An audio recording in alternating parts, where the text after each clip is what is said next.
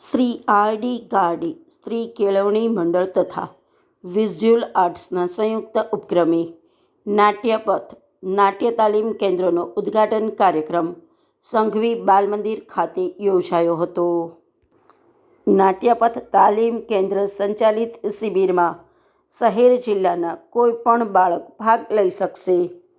Bhavnagar university સાહિત્ય ભવનના હેડ professor doctor Mahendra Singh પરમારના અધ્યક્ષસ્થાને યોજાયેલ કાર્યક્રમમાં શ્રી યશપાલસિંહ ગોહિલ, શ્રીમતી આરુષિબેન ગણાત્રા, શ્રી ધીરેનભાઈ વૈષ્ણવ અને ડૉક્ટર જે.પી. મજમુદાર સહિત સંસ્થાના તમામ વિભાગના આચાર્યશ્રીઓ ઉપસ્થિત રહ્યા હતા. કલાનગરી ભાવેણામાં બાળકોમાં બચપનથી કલાના બીજ રોપવામાં સંસ્થા મહત્વનો ભાગ ભજવે છે. આ તકે પ્રાસંગિક વક્તવ્ય ઉપસ્થિતોએ આપ્યા હતા. કાર્યક્રમનું સંચાલન શ્રી નિકિતાબેન આચાર્યએ કર્યું હતું. વૃક્ષને પાણી પાય અને એક નવી ઠંડકની જ્યોત, આમ તો જ્યોત હંમેશા ગરમ જ હોય છે, પણ જ્યારે જ્ઞાનરૂપી, કર્મરૂપી કે કોઈ નવા કામરૂપી એ બની જાય ત્યારે હંમેશા શીતળતા આપતી હોય છે.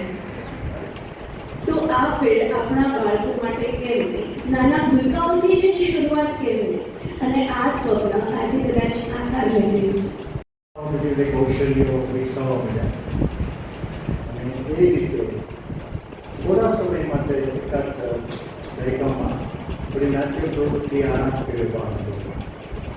70ના દાયકામાં ફરીથી નાટ્ય પ્રવૃત્તિ શરૂ થઈ અને સારી એનો લાભ વધ્યો અને ઊંચાઈ પણ વધી અને ગુજરાત રાજ્યમાં, ગુજરાતની યુનિવર્સિટીમાં જ્યારે કંઈ પણ નાટકની વાત આવે ત્યારે ભાવનગર હંમેશા શ્રેષ્ઠ તરીકે લેવામાં આવે. દિશામાં બધા છોકરાઓને ડૂબતા હતા, ઊભું થાય, તારણ થવું એમ.